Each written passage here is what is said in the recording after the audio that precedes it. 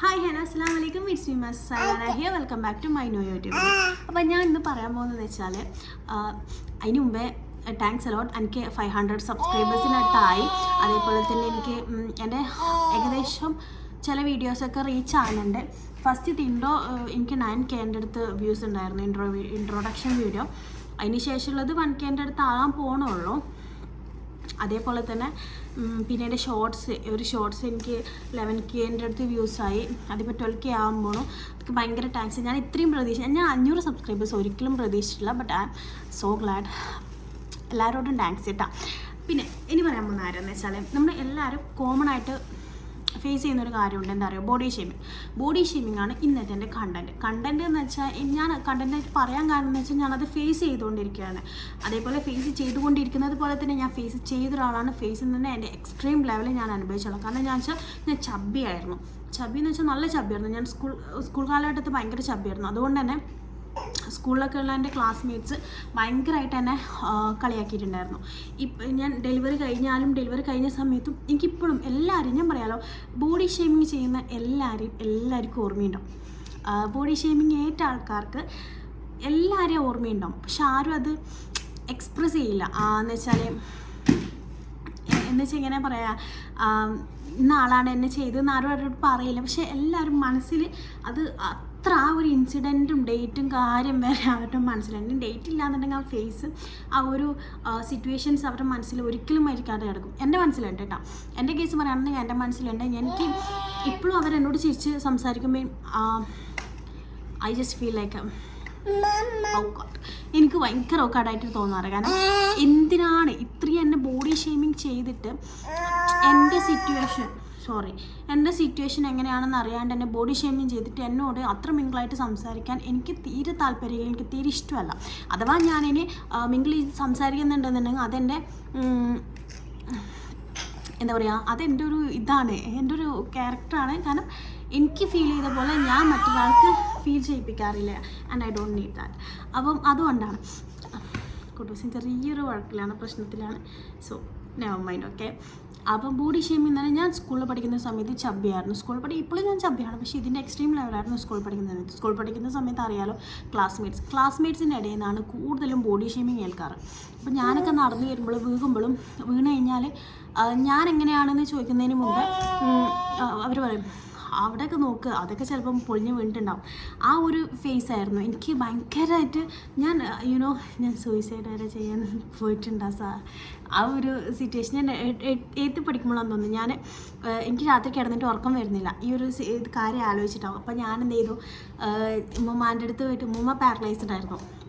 ഉമ്മാൻ്റെ അടുത്ത് പോയിട്ട് കാര്യം പറഞ്ഞിട്ട് അടുക്കളയിൽ പോയി, എല്ലാവരും ഉറങ്ങാം, അടുക്കളയിൽ പോയിട്ട് ഒരു കത്തി എടുത്തിട്ട് മൂർച്ചപ്പോൾ ഇവിടെ മൂർച്ചപ്പം ചെറിയൊരു വര വീണു. പക്ഷേ അത് അത്ര കറക്റ്റല്ല. ഞാൻ ആരും മോട്ടിവേറ്റ് ചെയ്യില്ല. സൂയിസൈഡ് ഒന്നിനൊരു പരിഹാരമല്ല. അപ്പം മൂവ് ഓൺ ചെയ്യാം, അത്രേ ഉള്ളൂ. അപ്പം ഞാൻ മുറിച്ചപ്പോൾ ചെറിയൊരു വര വന്നിട്ട് വിറ്റാട്ടാ വേദന എടുത്തു. മരിക്കാൻ പോയ ഞാനാ വേദന എടുത്തിട്ട് അവിടെ ഇട്ടിട്ട് ഞാൻ പോയിട്ട് കിടന്നു. പിന്നെ അത് ഇപ്പം ചിന്തിക്കുമ്പോൾ ഞാൻ പറയുക വെച്ചാൽ അന്ത നേരം കടന്നു പോകും. അങ്ങനെ ഒരു ഡയലോഗ് ഈ ഒരു പാട്ടില്ലേ, ഏതൊരു പാട്ടുണ്ട്, ഞാൻ എപ്പോഴും ആ ഒരു പാട്ടാണ് ഞാൻ എപ്പോഴും ഏത് സിറ്റുവേഷനിലും ഞാൻ മനസ്സിൽ ആലോചിക്കുന്നത്. ആ ഒരു പാട്ടാണ്. ആ പാട്ട് ഇപ്പം ഞാൻ എൻ്റെ C-section ആയിരുന്നു. ഡെലിവറി കഴിഞ്ഞിട്ട് ഞാൻ ഇരിക്കുന്ന സമയത്ത് ആ പെയിൻ അനുഭവിക്കുമ്പോൾ ഞാൻ ഈ പാട്ട് എൻ്റെ മനസ്സിൽ വിചാരിക്കും. അപ്പോൾ എനിക്ക് ആ വേദന മാറുന്ന പോലെ തോന്നും. അതേപോലെ ഏതെൻ്റെ ലൈഫിൽ ഏറ്റവും റഫായിട്ടുള്ള സിറ്റുവേഷനിൽ ഞാൻ വിചാരിക്കുന്ന കാര്യമാണ് എന്ന് വെച്ചാൽ, എന്താണ് കുട്ടൂസാ വിചാരിക്കണം, ഇവനെയും കൊണ്ടൊരു വീഡിയോ എടുക്കാൻ പറ്റില്ല ഗൈസ്. കണ്ടില്ലേ, ഇതാണ് എൻ്റെ അവസ്ഥ.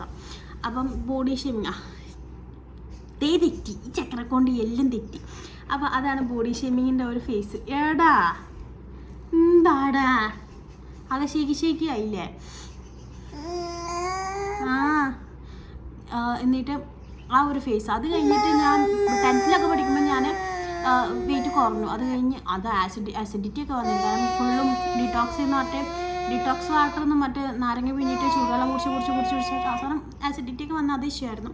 അങ്ങനെ എനിക്ക് തോന്നുന്നു കുറേ വെയിറ്റ് 75 ഞാൻ 59, 58 വെയിറ്റിലേക്ക് എത്തിയിട്ടുണ്ടായിരുന്നു. അത് കഴിഞ്ഞിട്ട് ഞാൻ പിന്നെ +1 ആ ഒരു വെക്കേഷൻ ആയപ്പം പിന്നെ വെയിറ്റ് കൂട്ടി 75 ആയി. അങ്ങനെ എനിക്ക് PCOD വന്നു. അത് കഴിഞ്ഞ് +2 ഒക്കെ ആയപ്പോൾ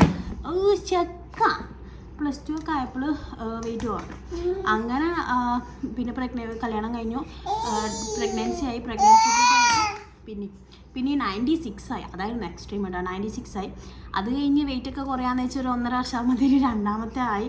അപ്പോൾ 98 ആയി. അപ്പോൾ എല്ലാവരും പറയും, ഡോക്ടേഴ്സൊക്കെ പറയും വെയിറ്റ് കൂടിയത് കൊണ്ട് അത് എനിക്ക് ഞാൻ ഫിസിക്കലി ഓക്കെ ആയിരിക്കും, എൻ്റെ ഹെൽത്തിന് വേറെ പ്രോബ്ലംസോ കാര്യംസോ ഒന്നുമില്ല. പക്ഷേ നമുക്കറിയാമല്ലോ, നമുക്ക് ഏറ്റവും കൂടുതൽ നമുക്ക് നമ്മളെ തന്നെ റിഗ്രറ്റ് ചെയ്യാൻ പറ്റുന്ന സമയം എന്ന് വെച്ച് കഴിഞ്ഞാൽ ഇതാണ്. ഈ ബോഡി ഷേമിങ് മറ്റൊരാൾ നമ്മളെ ഏൽക്കുമ്പോഴാണ്. നമ്മൾ ഈ എന്താ പറയുക, മേർഡർ ചെയ്യാന്നൊക്കെ പറയുന്നത് അത് ഒരിക്കലും ഒരാളെ ആയുധം കൊണ്ടോ ജീവൻ കളയാന്നല്ല, ഒരു ഇന്നർ സോൾ ഉണ്ടല്ലോ അതും കൂടി കൊല്ലുന്നതിനെ നമ്മൾ ഈ മേർഡർ എന്നുള്ള രീതിയിൽ പറയും. കാരണം എനിക്കത് ഭയങ്കരമായിട്ട് ഫീൽ ചെയ്ത കാര്യമാണ്.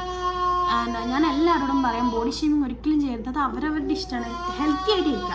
ഞാൻ എല്ലാവരോടും പറയും, ഹെൽത്തി ആയിട്ട് ഇരിക്കുക, സ്റ്റേബിളായിട്ട് ഇരിക്കുക, എക്സസൈസും കാര്യമൊക്കെ ചെയ്യുക. പക്ഷേ ഒരാളുടെ ബോഡി ഷേപ്പ് വെച്ചിട്ട് അല്ലെങ്കിൽ ബോഡി കോൺ വെച്ചിട്ട് മറ്റൊരാളൊരു റിഗ്രറ്റ് ചെയ്യരുത്. തന്നെ അവരുടെ ഫേസിൽ കളർ വെച്ചിട്ട് അതൊന്നും ഒരിക്കലും അനുയോജ്യമായ കാര്യമല്ല. So don't body Shem anyone, please stop that.